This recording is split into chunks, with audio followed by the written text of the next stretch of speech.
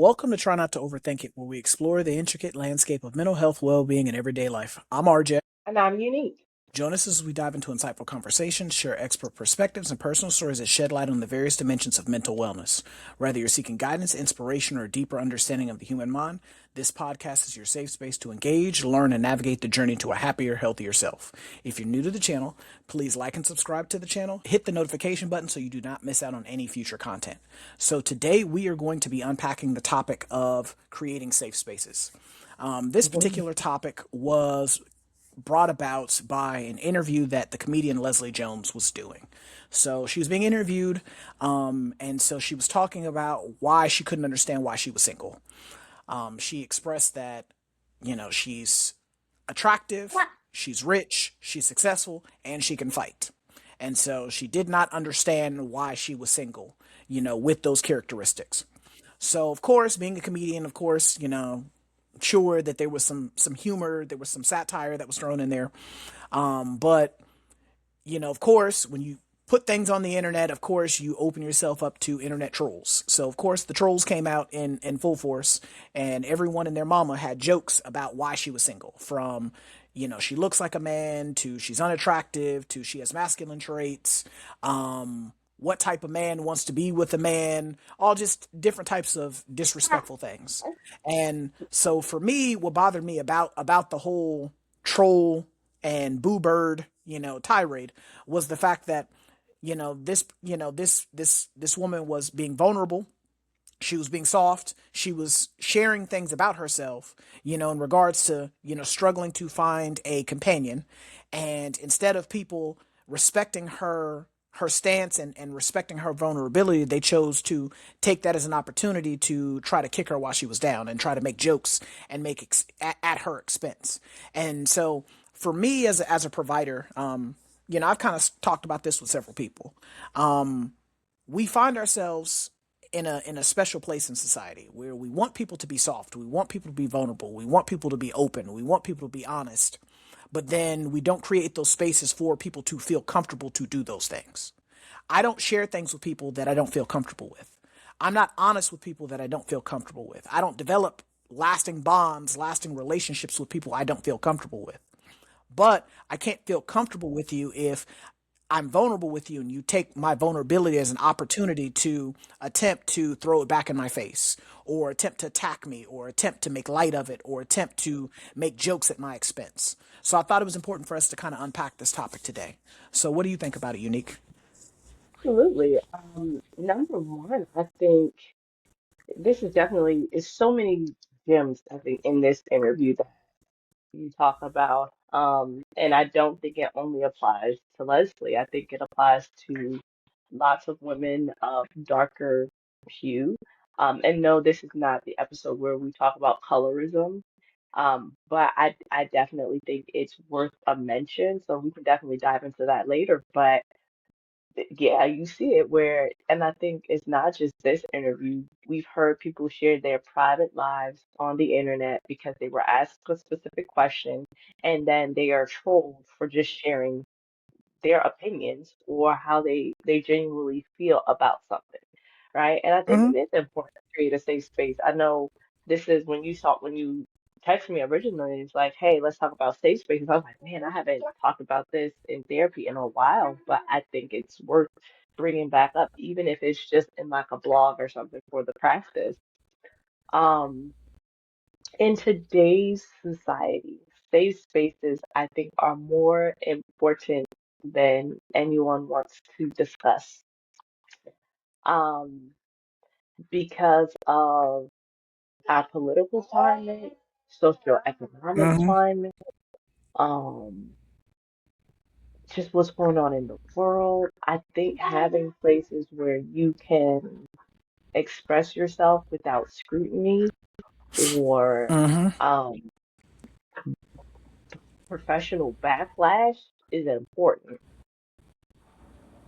It's more necessary Absolutely. now than I would say even 4 or 5 years ago. I I think agree this wholeheartedly with that. yeah, this year we've seen people, especially like in media, get fired for just sharing their opinions. but their heartfelt opinions and pouring out their hearts. Um, and because it was not a safe space, or because it wasn't taken in the context in which they shared it, they were canned for it, or they were penalized for sharing it. Like this lady Leslie, she was just sharing. I guess people were have they were. I didn't see the interview, but I'm assuming that on the interview they were just talking about like just her life and everything, and it came up. I don't know why I'm single, and so that's a real thing for some people to discuss, kind of like, especially if they thought that they would be married and then they're not. So I agree. I think that for her particular, in her particular situation, she opened up and she shared something about herself, something that probably was bothering her. And that's where, like I was telling my sister when she and I was talking about it, you know, as a comedian, we often sometimes, because even for me, when I make jokes, a lot of times I will make jokes at my own expense, trying to make light of something that's much more serious.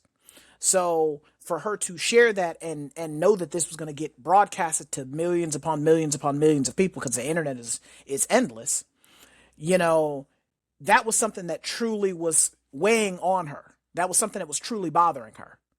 Because it's probably not the first time she's had this conversation. This is probably just the first time she's had it out loud in a public forum. And so she thought that this was a safe space for her to be able to share vulnerability, and people took advantage of that. And for me, like when I sit down with clients, and when you sit down and you're talking to people and you ask them, especially when they've been dealing with some of the things that they've been dealing with, and you ask them what took them so long to come and seek treatment or come and participate in therapy, they'll tell you that I was afraid of being vulnerable with other people.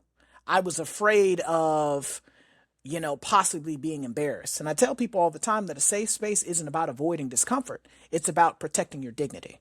When you are sitting in therapy, when you're sitting down with people, especially people that you can trust, you establish environments where people can speak honestly without fear of ridicule, retaliation, or dismissal, because no one wants to feel like they're being rejected. No one wants to feel like their thoughts, their feelings are being devalued or being taken away from or being, overshadowed. Everyone just wants to feel as though they're being accepted. And I think that, as you alluded to earlier, we in today's climate, we live in an environment where you're either with me or you're against me. There's no gray area. There's no space in between where we can agree to disagree, where I can agree with some of what you're saying, but not all of what you're saying.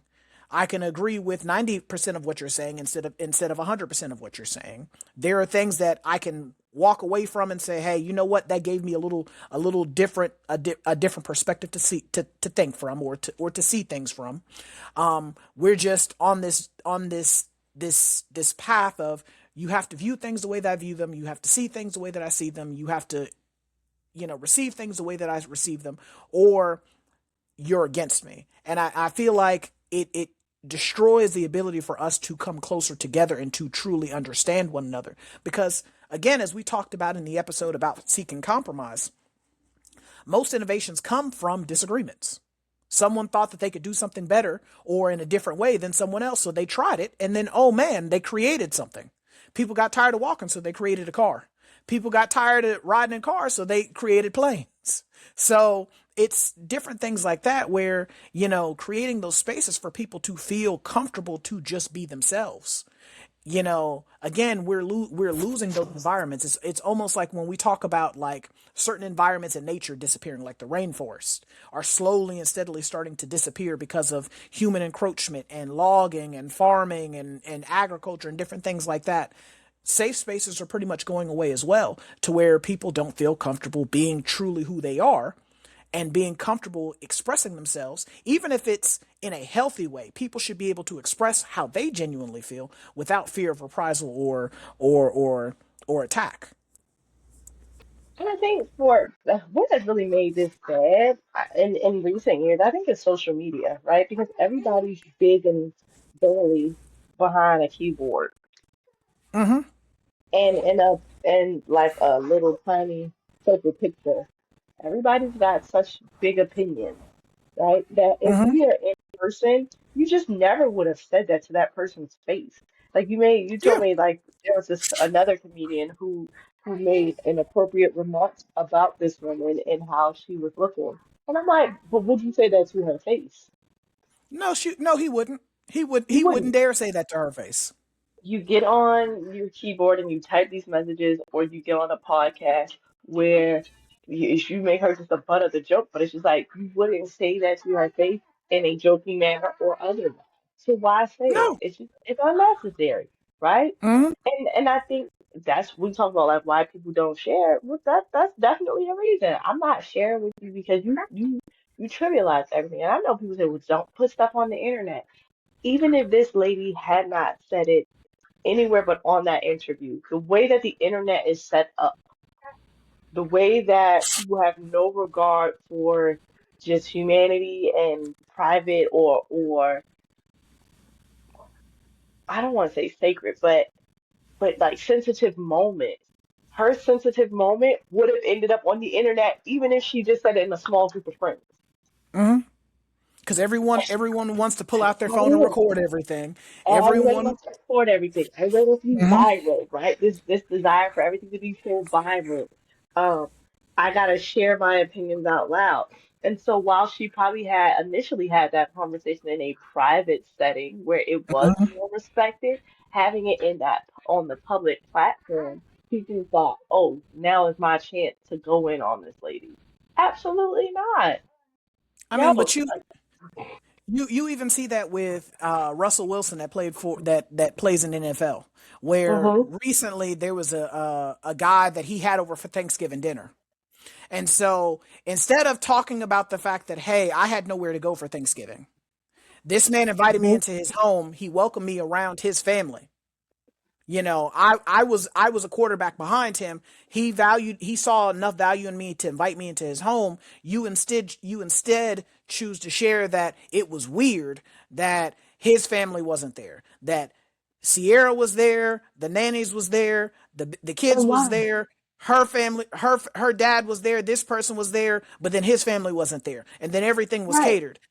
And so Why is for that me, weird? First of all, like still, like why is something that you are privy to a small window? Why do you think mhm, that you have the why would you have the audacity to come with this big old opinion and that I'm sure you have not talked to them about? Russ, where's your family at? Because I'm pretty sure had he asked, they probably were somewhere off having their own Thanksgiving dinner. well, I mean, so his mom responded after the interview, after his take hit the internet, and and of course it got legs. His mom responded that she had other engagements, that's why she wasn't there. But she also got Right. on to him about, hey, he saw enough in you that he invited you to his home. And so Emmanuel Acho brought up a very valid point. We have to stop platforming ignorance. Yep.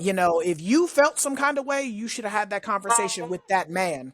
But Well, you, why would you even feel some type of way about something that has nothing to do with you? I think that's what burns me up the most about yes, people on the internet. It does not have anything to do with you. Why are you losing sleep over something that you were not invited to be an executor decision maker in? because You that's can't sit at that man's table. because that's where we find ourselves in today's society, where we are just looking for moments to again prioritize being viral or getting people talking about us instead of empathizing with the other person. One of Yeah. the things that I remember we talked about in like one of our very first episodes. One of the things that you brought up was you talked about how psychological safety always comes first. People Always. contribute more when they know that their mistakes, their questions, and their vulnerabilities are not going to be punished. Yep. And when you feel safe, you're more likely to grow because you don't fear being shut down or being closed Mhm. off. Mhm. And I thought that was so profound in that episode because you're absolutely right. When I know that people are not just going to immediately shun me or immediately downcast me or immediately kick me to the curb, I'm more likely to actively engage. I'm more Yeah. likely to be invested in what's going on. I'm more likely to contribute because I know that I'm not just going to be ostracized because my opinion may be a little taboo or it may not be the popular one. Listen, I remember way back in my career as a therapist, I was working at a methadone clinic. Woo, that was interesting. Them days. Them Them, days. them days was something else, okay?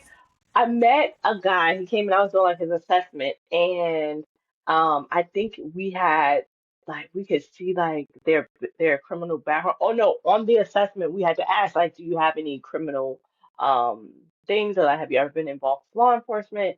And so he was just like, yeah, I have, and he had this like pause. I could just see the discomfort in his eyes, like his body language shifted. I was like, what is it? He was just like, I mean, I'm a sex offender. I was like, oh, okay. Why you feel some type of way? No, because I was 16, I was a kid, and I just didn't know they were a kid. And I was like, hey, look, big fella, you ain't here for that. You here for substance abuse. I really don't care what your rap sheet is. It's a-okay. I was like, you good? He was just like, yeah, but people usually feel some type of way. I said, yep, and I'm not people. You did what you did. It happened. You served your time for it, right? He was like, I mean, yeah. I was like, all right, then that. Why I gotta, I'm not gonna feel no type of way. You ain't trying to do nothing to me. And he was just like, oh no, respect, respect. And I could just see his shoulders go down, kind of his confidence came back, like, yeah, this person, the conversation didn't change. I didn't like shift my legs differently behind the desk. I didn't like cage up when he says, oh, I'm a sex offender. I kept on with the assessment, and I could just see how he didn't allow it to affect him. Just yesterday, I was at church. Same thing happened. The lady is laying on the ground, like has a blanket on the ground. And I'm like, hey, sis, you good? You all right? And she's like, yeah. So we sitting there talking. We kind of had on the same clothes. I was like, oh, okay, well, we twins then. We twinsies. You dress like me. And I was like, look, I got some food, and I got a little the baby snacks or whatever in the car they had just got from Sabbath school. She was just like, okay. I was like, you want some? She's like, what you talking about? Bet. But I humanized her. I didn't see her as the woman laying on the floor. I didn't see that old client as the sex offender. I saw them as people. And with Hmm. that, they were able to kind of let their guard down and let me in. For that man, I got a story about something that happened when he was younger that he didn't have all of the mental capabilities to say, this is probably a bad decision. This is going to be life altering. Let me think about this further. Let me not do that, right? Hmm. Because of me allowing him to be human and vulnerable, he opened up and invited me into his safe space, right? I became a part of that safe space. He said, all right, I can trust this person. Because I humanized the homeless woman, she told me, yeah, you know what? I was out last night. I had a couple shoes, had my shoes, had my things, and I got beat up last night. I was like, dang, beat up? Like, why? She's like, these young bulls are trying to make they try to make an example. This young girl came, she stole me, she sucker punched me. I wasn't even expecting it. Mind you, this is somebody's grandma. She's not like no young woman. She's somebody's granny. So she's like, I just wasn't expecting that. But had I just seen her, "Ooh, why is she on the ground? This is the dirty ground." Now I did tell her, I said, why you laying on the concrete instead of maybe like a little bit of pine needles, at least for comfort? She was like, look, baby, I'm just happy to be alive and feel the sun, and I Hmm. had to respect it. Again, she invited me into her safe space because when I got to a point where it was kind of like it was a fork in the road. Do I trust or don't I didn't devalue that trust that I saw that she placed in me. Too often, when a person invites us into a portion of their safe space, we go and start moving stuff around and wonder why people say, you got to get up out of here. I ain't telling you nothing. Raja, if I Hmm. came to your house today and I started rearranging your pictures, there would only be a matter of time before you're like, get the heck out of here. Why, why are you touching stuff? I didn't invite you in here for that, right? Yeah. You'd be ready to pop my hands. But when it comes to the emotional stuff, people get all sorts of, they shouldn't have put it on the internet. They shouldn't have talked about it on a podcast. They shouldn't have came out their house with it. No, stop that. Stop. Hmm. Because you just like you wouldn't go to nobody's house and rearrange something. Well, you shouldn't have invited me to your house if you didn't want me to move your couch around. Or Be for change real. change change the radio settings on your radio. Why would you pick me up in your car if you didn't want me touching your rearview mirror or rolling your seat back? Because I was trying to be kind and give a modicum of trust that you were a decent person. Mm-hmm. And you weren't gonna get in here and act like you ain't had no home training. It's the same thing with emotions. People act like they ain't got no home training and forgot their kindergarten rules. If it's not yours, don't touch it. If it ain't your business, don't touch it. Yeah. We've been hearing that since preschool. And teach people the way you want to be treated. And treat people the way you want to be treated. If you wouldn't want nobody to do or say it to you, then don't do it or say it to them. Now you got them folk out there. I don't care if they do it or say it to me. Well, good. Other people do. Behave Yeah. like like they care. Since you Yeah. don't, and your self value is so low that you don't care if somebody degrades you. Go sit on somebody's couch and fix that. But just know that's abnormal, and everybody else cares. Yeah. Absolutely. Okay, I, you're the oddball out in this scenario. I think, you touched on a couple of things that is very important. The active listening piece. And I've talked about that on here several times. Like active listening is an undervalued superpower. Whew. Yeah. You're not you are when you are actively listening, you are listening to understand and to Mhm. connect with the other person. You're not just waiting Mhm. for your turn to talk. We Whew. get so caught up in just I gotta get my say in. I gotta tell you where you went wrong. I gotta tell you how you're Mhm. wrong. And not truly empathizing with the other person to see, as you said, to validate the other person, to let them know I see you as a person, and to Mhm. understand what they go through. Because being a human being, hell, life as itself is a struggle. It is. We all struggle with something. Mhm. Some people struggle out loud, whereas other people Mhm. struggle in silence. Mhm. And what pisses me off as a provider is where someone who is struggling in silence finally decides to struggle out loud and Mhm. speak out Mhm. loud and attest to Mhm. the things that are burdening them, that are beating their backs in, that are kicking their Mhm. ass, and Mhm. for us to then put our foot in their chest and Trivialize laugh, it. Right. exactly, ridicule them. That's absurd to me. Because Who the fuck are you? exactly. I mean, to me, you know, as you pointed out, when you, by validating someone else, it doesn't mean that you endorse everything that they're saying. It doesn't mean that No, you're endorsing no, everything that you're doing. It just no. means that you're acknowledging someone else's experience.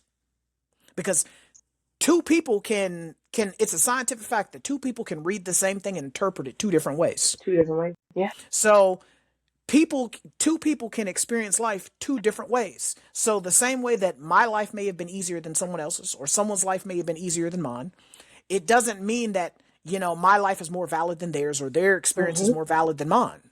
Mhm. That's where we have lost sight of that as human beings, is taking the time to get to understand how other people are getting it, how other people are Mhm. living it, how other people are surviving it. Because again, if you've lived long enough, you survive something. I don't care what it Come is, on. no matter how Come big, no matter on. how small it is. If you've lived long enough, you've survived something.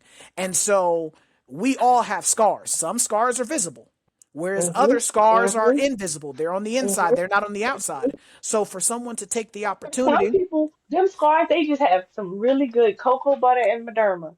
Baby, yeah, just because you don't see it doesn't mean that there was prior injury there. exactly. I remember growing up, like my mom, I had a childhood accident and I had like this horrific burn that covered like my face. You've known me for what, almost 20 years now? Hmm. You've never seen it because I didn't wear makeup until I was in my late 20s. You've Hmm. never seen that thing. But what people don't know is the reason why I wear glasses is because I have an astigmatism. And in my left eye, it's worse. And the doctor was like, why is that? I wonder why that is. I was like, well, could it be that, I had a childhood injury and it affected my eyes? She said, that probably could be. But the scar has healed. My face, it does not show it. Nothing. No one would ever have known anything until I had shared that story. Hmm. right? But it's there. My mom still has the fear. She, for a long time, my mom was just so afraid of that. And when we talk about it, we still can have it. We can go right back to that moment when I think I was like 5 or 6 when that incident happened. Like, oh my gosh, I was so scared as a mom that, CPS was going to get involved because it was just that bad. Like, I didn't know how to handle that. I was a young mom. I didn't know what to do. But that vulnerability, right, of understanding, okay, just because I can't see it or this person has done the work and has healed from it, doesn't mean that they don't still bear residuals from that. Exactly. Doesn't mean that. Because the scar is not inside. The scar is not visible at all. Hmm. But it was life changing. If you talk to my mom about that story, it definitely was a is a time marker of something traumatic that happened to her. Yeah, I think that for another thing that I think that for some of us that we have to work on is we have to, you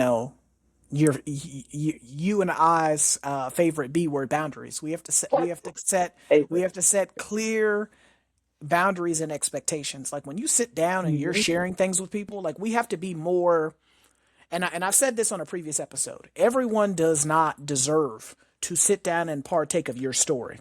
Come on Every now. everyone does not deserve to sit down at your table and eat with you. Nope. Nope. Like when and that's where like I had this conversation Well, with some you know what coworkers. I say. You have to think of your life like a building, a government building at Yep, that. everybody don't have the proper clearance to get inside. Everybody don't got the right clearance. I was having this Some people only conversation gonna get with the some visitor pass. exactly. I was having this conversation with some co-managers at work a couple months ago, and they were like, "Why don't you ever come out to any of the gatherings and some of the?"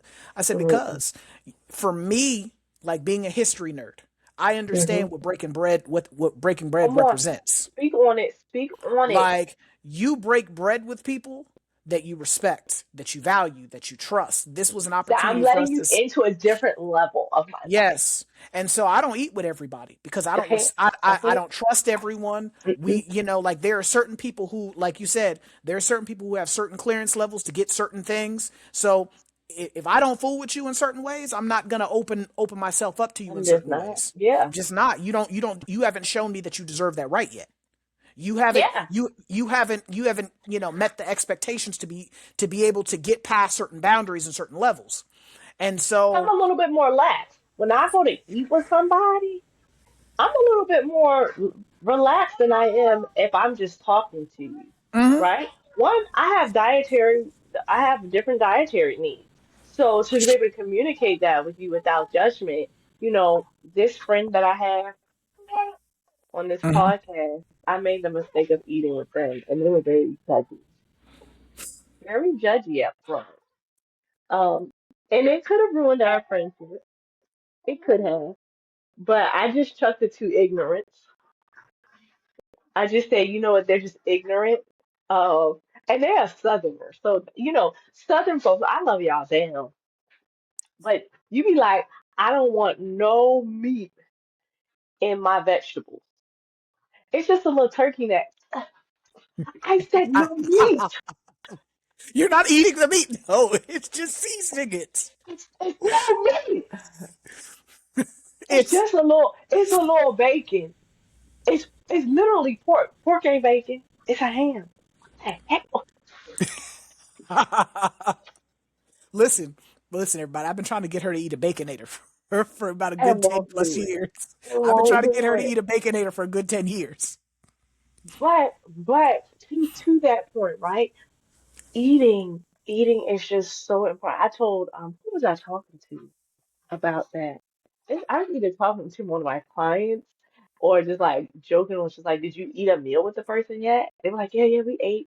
No, I think I was. I was thinking I was in supervision, and my client, not my client, my supervisor was just like, yeah. So I've been dating this man, and I've been cooking for him. He been coming over to the house. I said, hold up, time out.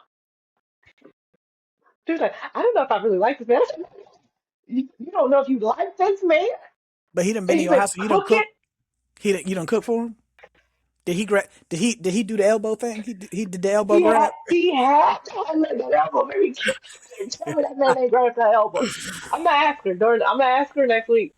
Did he grab your elbow? Because if he touched her elbow, baby, just go ahead and introduce him to your family. Oh yeah, y'all locked in. Because you didn't. That not only did you didn't order food out. They've been on dates where they sat down and ate. I said, okay, vulnerable.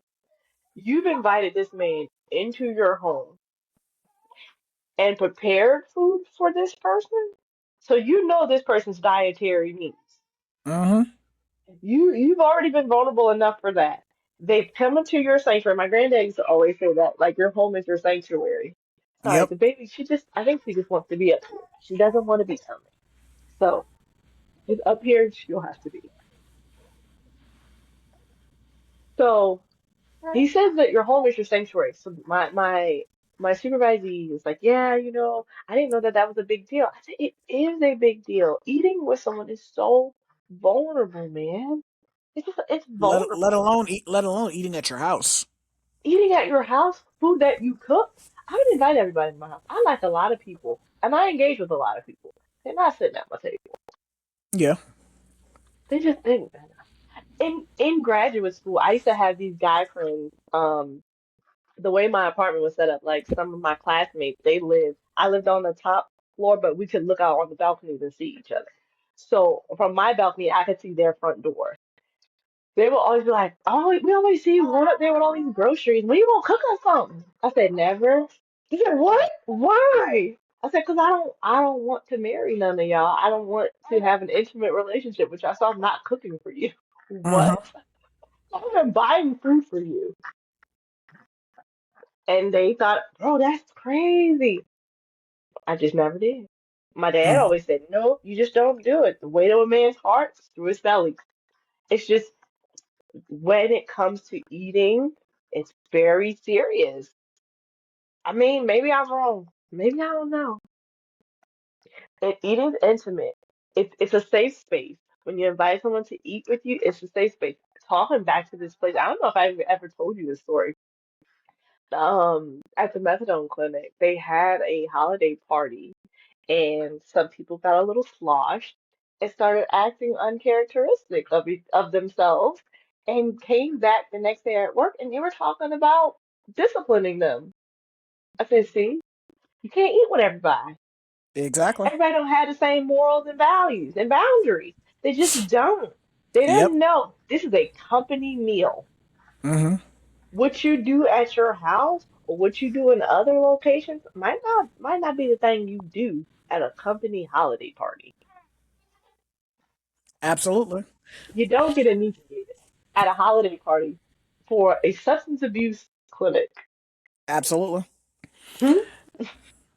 And see, that's where, as I said, the boundaries, when you set them, you are able to gauge what you're sharing with other people, but then also what other people are sharing with you. Mm-hmm. The Yep. boundaries are there to protect everyone, not just the vocal participants who are participating in the interactions. Mm-hmm. You set a gauge for what's going to be shared amongst you guys. And I think that Mm-hmm. for a lot of times we do a very bad job of setting healthy Yeah. boundaries, and then we're confused why certain things go the way that they go. Like before Yep. it, Yep. and I tell people this all the time. There are some times where a person can overshare.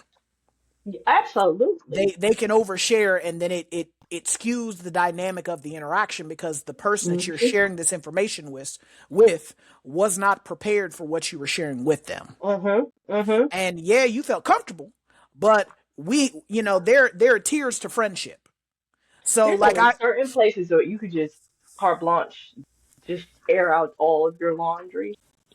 And Mhm. therapy, outside of therapy, and probably like to your pastor or something like that, or your lawyer, you probably shouldn't just dump it all on the table Yeah, without some sort of context being or given. disclaimer or disclaimer. So I mean, Hey, like, I'm about to dump my whole life out. You okay with that? yeah, and I'm just like, it throws the dynamic of the relationship off because again, the boundaries, you didn't establish what type of friends you were when you started sharing that information. Mm-hmm. And I've had this conversation with people at work where, like, I have a friend that's at work, and I've had to recognize just who You she have is all the work time. friends? Yeah, I You have work have friends. work friends? Look at Yeah, you. I I'm have work proud of friends. I you. mean, You've grown. we've been friends for going on 11 years. But You've she's one of grown. those I'm really people, proud of you. she's one of those people that will just share everything. I got to go poop. Oh, And I'm friend, like, and I'm like, what? And like the first couple times friend. she would say that out loud, and I I didn't would need to just know that. it threw me off. But then I started to realize, I said, that's just who she is. She just says the quiet parts out loud. And I And think it's so, okay to tell your friend, friend, I don't need to know when you have mhm. to relieve your bodily function. And so when as we started to matriculate in the company and we both became managers, like I had that conversation with her, and where I was like, listen, I'm saying this to you because I love you. I love you to Mm-hmm. death, which is why I'm having this conversation with you. I understand why you say the things that you say, but everyone, that is not going to jive with everyone. So Mm-hmm. sometimes it's okay to keep the quiet parts quiet. If you have to go to the I bathroom, like that. Keep the just quiet tell part quiet. yeah, just tell people, hey, I got to go to the bathroom. I'll be right back. You don't have to proclaim to everyone in the room that you got to go poop, Or or you could that, have said, I'll be back. yeah, I gotta I'll be go back. handle some business. Like, everyone doesn't need to know the quiet parts out loud. We don't have to do Mm-hmm. that.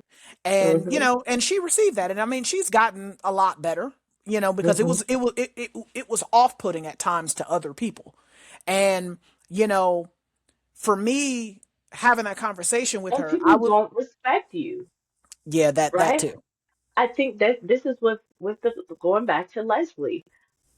Is it debatable if she should have had that conversation with these women or in the context that she did so that it could get the viral uptick?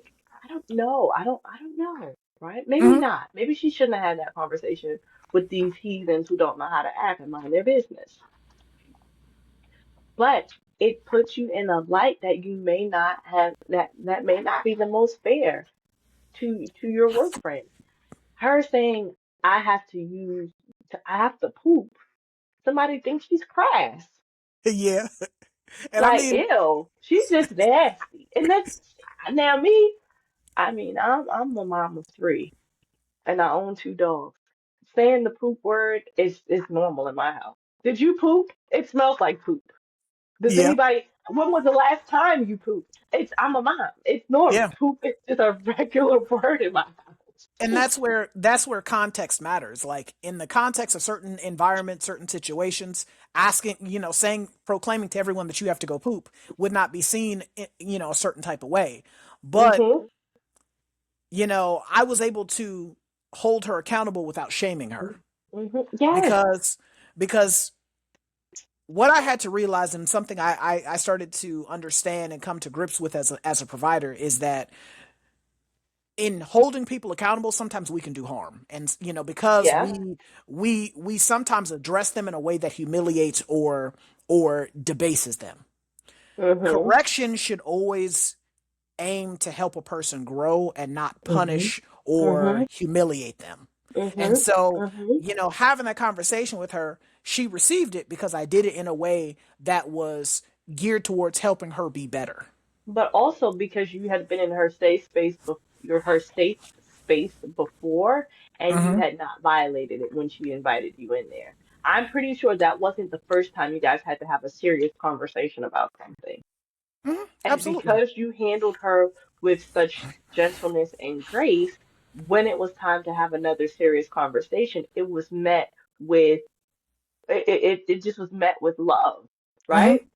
Too often when people, well, number one, we bombard people's safe spaces, right? We Hmm. don't ask permission, we just bombard it, and then, well, I was just telling you to be kind, I didn't even invite you in here, it's unwarranted, Yep. right? i I didn't didn't ask for your ask opinion. I didn't ask for your opinion. Hmm. On the other side, conversely, when we invite people into our safe spaces and they tell us, hey, I noticed this, or they ask questions. This is key. Ask questions first. They ask questions about, well, what were you trying to show here? What was the vibe you was trying to give? Because maybe you're not, for you're not giving that. It's not giving that. It's giving something else, right? Now I've invited the person to see it from my lens. I've Hmm. also asked more questions about their lens for clarification, right? So that now if I have to share a reprimand, a correction, it's received with, you know what? I didn't even know. Thank you. Thanks for not having me out here looking crazy.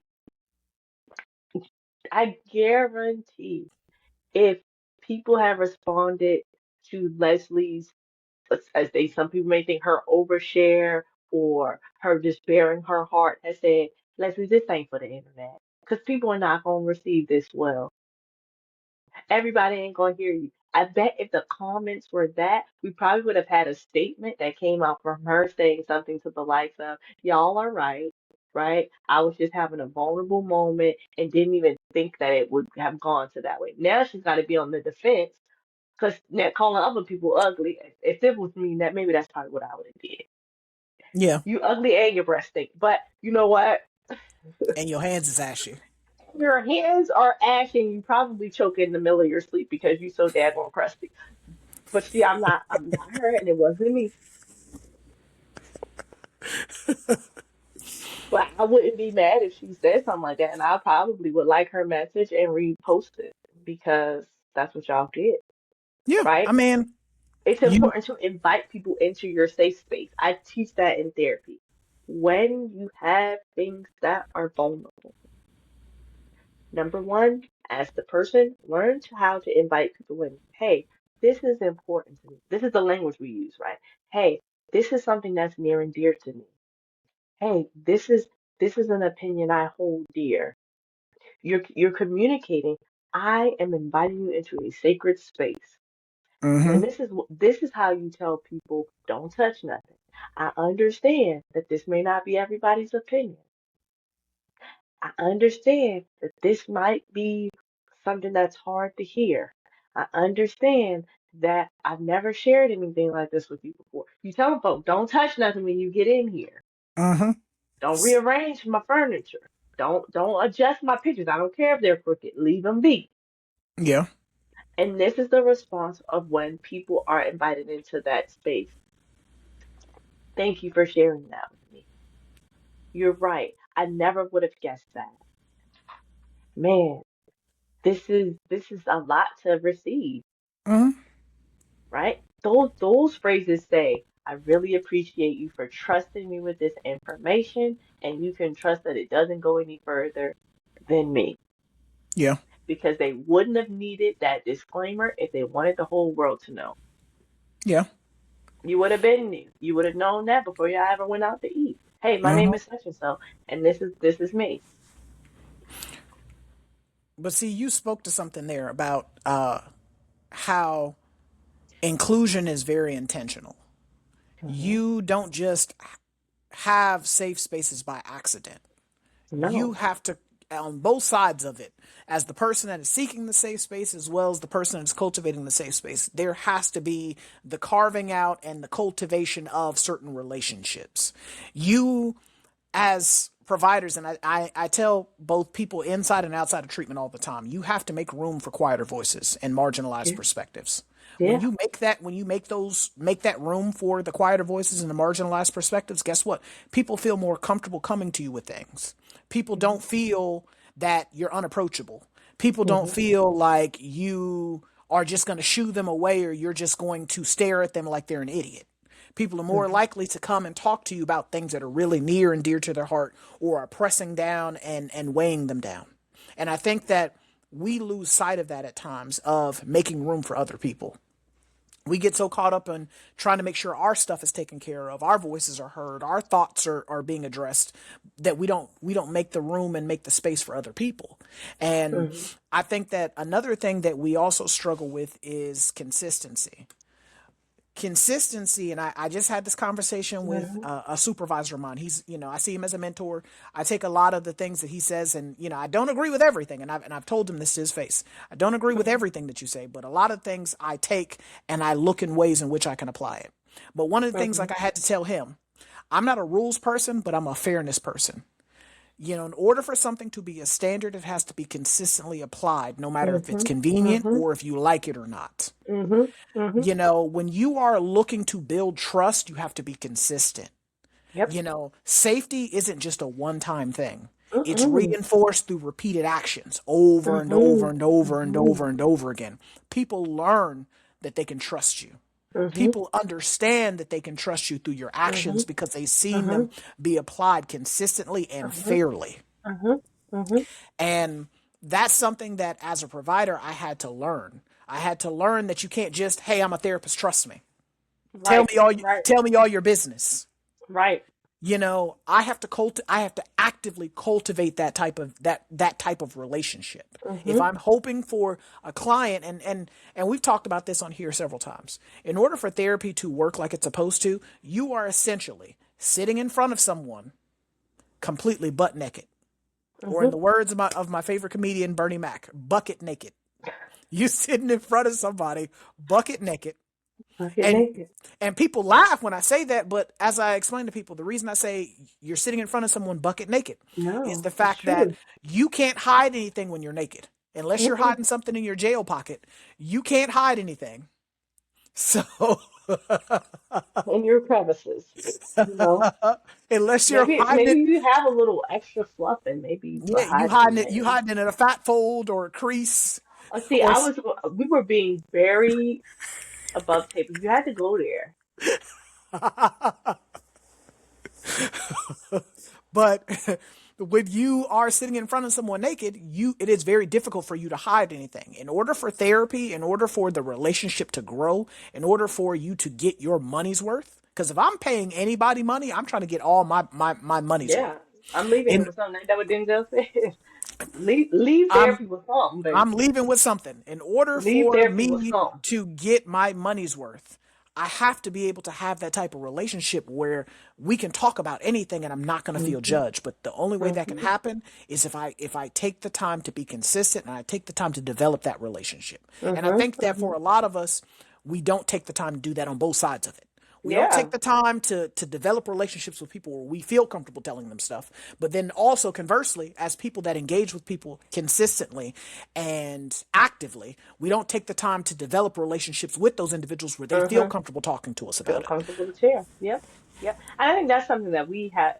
Yes, that's our profession, right? We have to show up in that way, and so it's something that I won't say that comes a lot easier, but we've taken oaths and everything, and good healthcare providers, we are keen to that, right? Making sure we're providing a safe space, or so you may have heard some people saying, I'm holding space for you. Mm-hmm. That is a skill that is taught and cultivated in our professional training, right?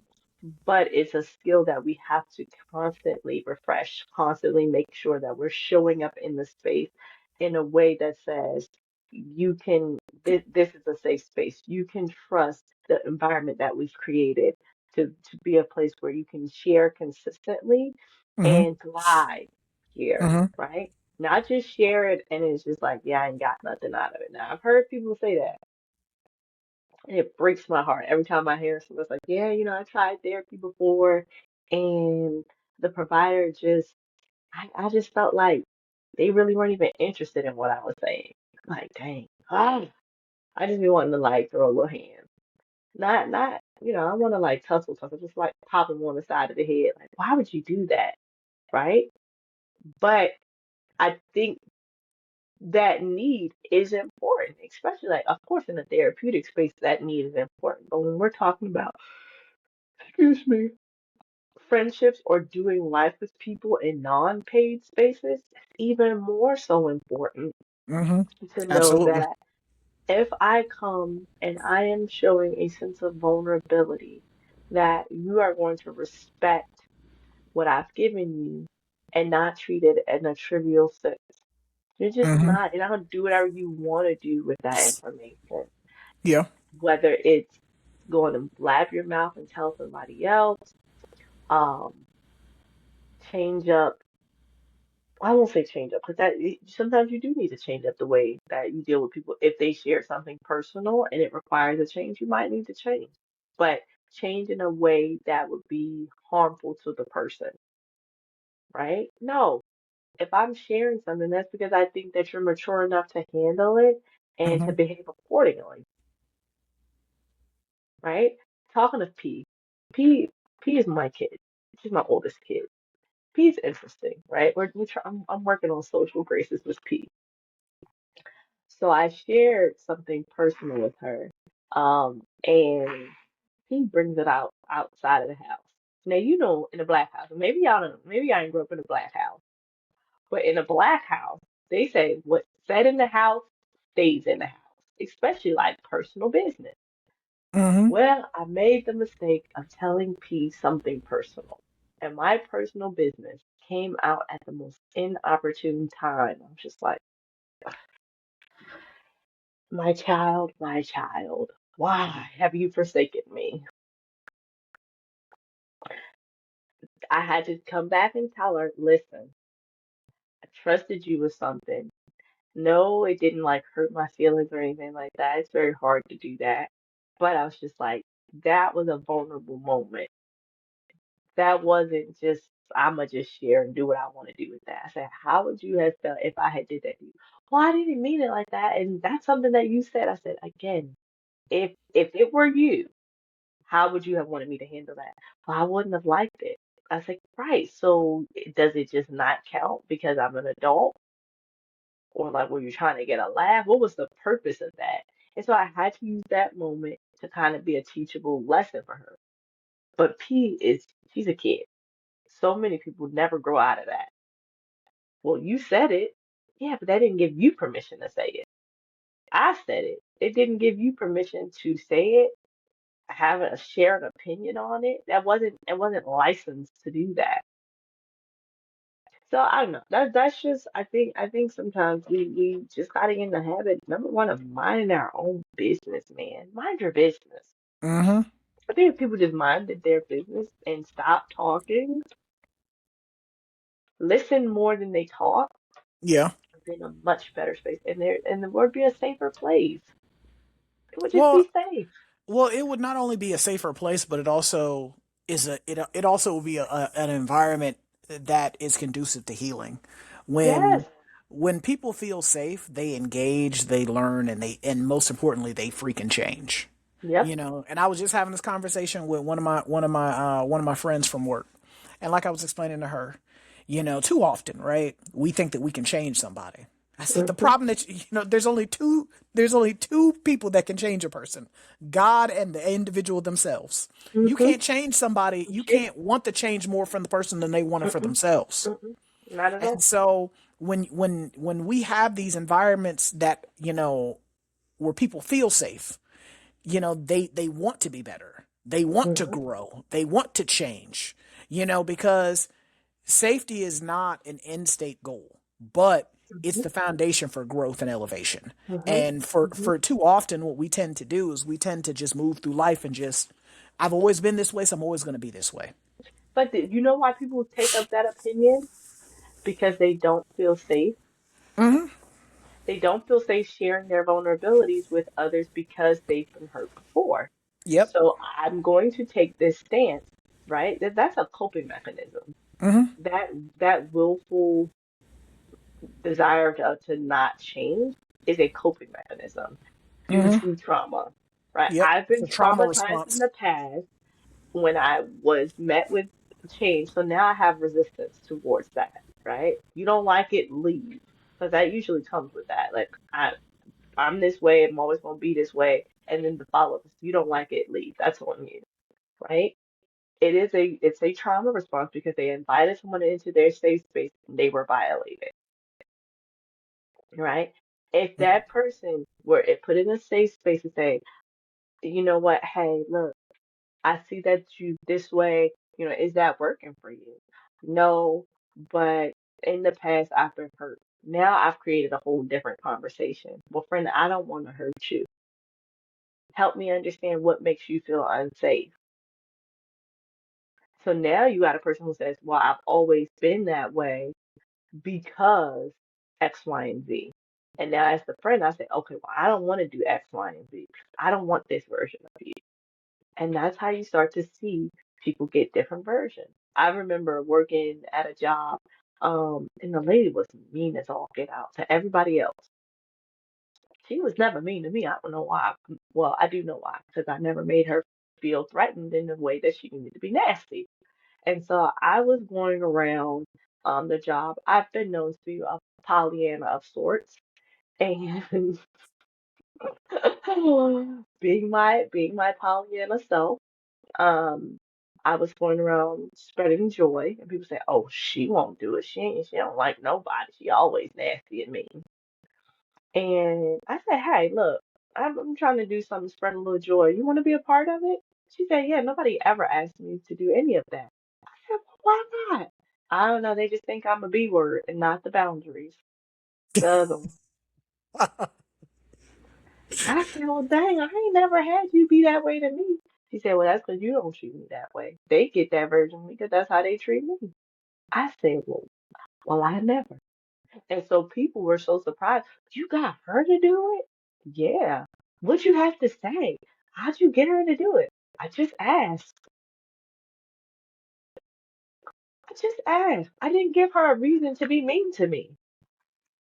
So Yeah. when it was time for her to do something else, I gave her an option to do something else.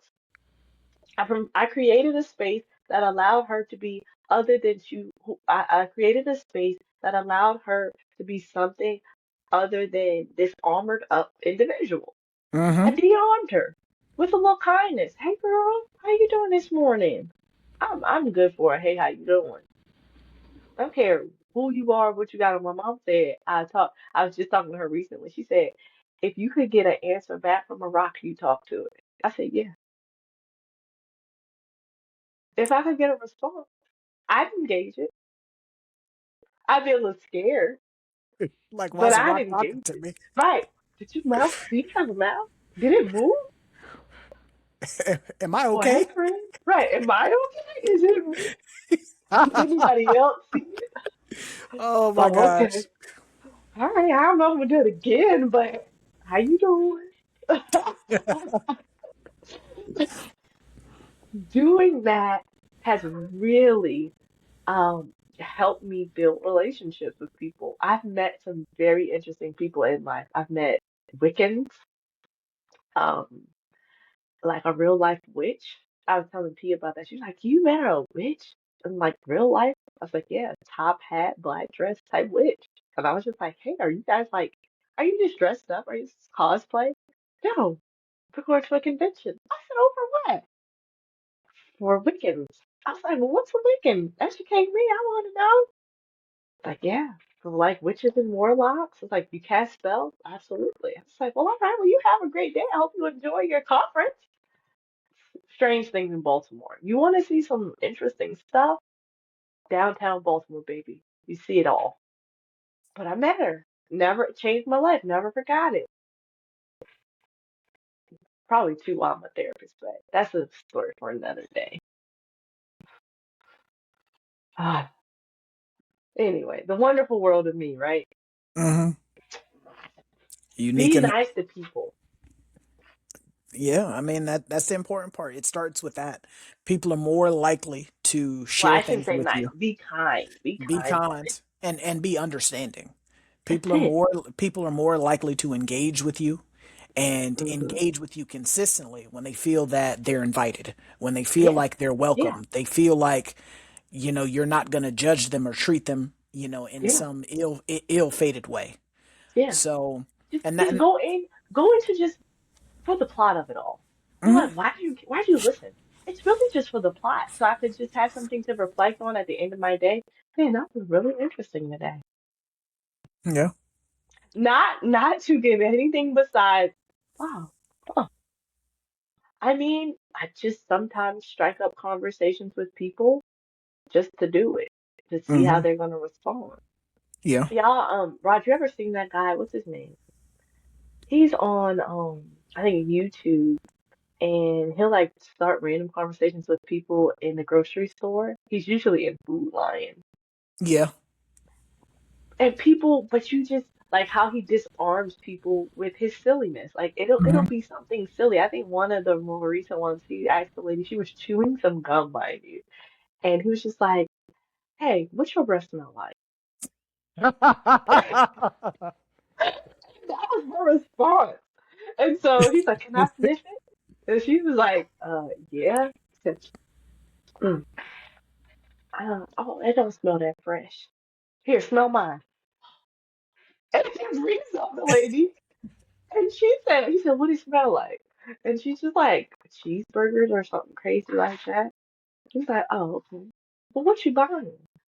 Stuff. And that's the conversation. Yeah. It's a conversation about nothing.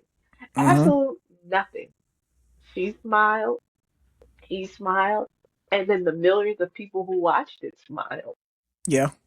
He didn't, and I think he made some little snide comment because he just trying to be funny, right? And Hmm. that's his goal, to make somebody laugh. So he said something smart, and she was just like, "Okay." I think he asked her like, "Well, can I touch you?" She was like, "No, you didn't just like rag on my breath. No, uh-uh." But the interaction was so genuine where he asked to come into her safe space. She invited him. And when he got there, he didn't rearrange stuff. He didn't make her question why she had him there. And I think Hmm. that's the lesson. When people invite us into their safe spaces, don't make them question why they invited you in the first place. Yep. You meet people where they're at. Yep. And enjoy it. Hmm. Learn to enjoy it, right? It may not be your cup of tea, but taste it, be able to write about the experience. Hey, I did it. It wasn't what I would have done. I may not do this again, Hmm. right? It was a little different, but I appreciate the person for thinking highly of me to invite me into that space. Yeah. I might never go back and leave it there. Hmm. I agree with that wholeheartedly. But we are going to end the conversation there. This is Try Not to Overthink It signing out. I'm RJ. And I'm unique. If you like what you heard, you like what you saw, we ask that you like, share, subscribe, hit that notification button so that you do not miss out on any future videos. If you would like to listen to us instead of watch us, I don't know why you would, because Right, we are don't some do very that. good looking people. You Yes. want to, as a matter of Um, fact, do both. Watch us and listen to us because and you miss share it out. with your You friends. and share it with your friends, share it with your mama, share it with your kids, the kids at school, Play it your for your dog. coworkers, your dog, the cats, the fish, the chickens. Share They it with like it. everybody because we Yeah. are trying to grow as much as we can. But if you would like to listen to us instead of watch us, or you would like to listen to us along with watch us, we can be found on Apple Podcasts, Google Podcasts, Spotify, Anchor, Audible, pretty much anywhere you can get your audio files. We can be located. If you'd like to support us even more, we have the our social media down in the description for both Instagram and TikTok, where we drop condensed versions of the episodes on there, as well as little mindfulness minutes that we create every day, where there are certain therapeutic topics that we talk about, myself and Khalil, where we talk about Because I'm different a things that, mama. I'm yeah, not because doing it. she's busy out here, birthing lives, out here birthing lives and living her best life and not eat meat. And not eating meat, and y'all see the glow. She'd be glowing even more if she ate meat. We gonna get her. No, my pores would be clogged, but Listen, that's a for conversation for a different for day. for our millionth episode, she's gonna eat a baconator. And that's an absolute lie. The way my digestive tract is set up, Baconator. absolutely not. Whopper. What about an Impossible Whopper? Can we I would can we definitely eat an can we impossible can we whopper. can we compromise on that? I would do that, even cooked on the same thing with the baconator. Bet we gonna tune in next episode. You can dip it in the grease. tune in I'd risk it. tune in next episode. Unique Impossible Whopper. You Oh heard it here first. my gosh. But the links for our social media will be down below with the mindfulness minutes as well as condensed versions of the episode. Mindfulness minutes are different topics that Khalil and I come up with to allow each one of us to improve our lives 1 minute, every single day. But this is Try Not to Overthink It signing out, and we will catch you guys next time. Peace.